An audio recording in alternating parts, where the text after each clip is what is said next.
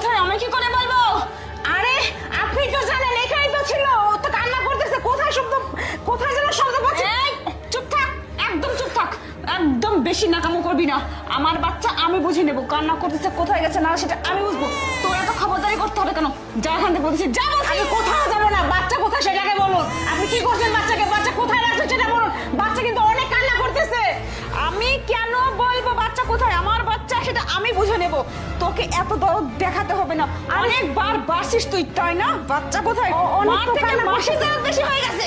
হ্যাঁ বলুন ঠিক মতো যে বাচ্চা কোথায়, আমি তো কোথাও পাচ্ছি না খুঁজে।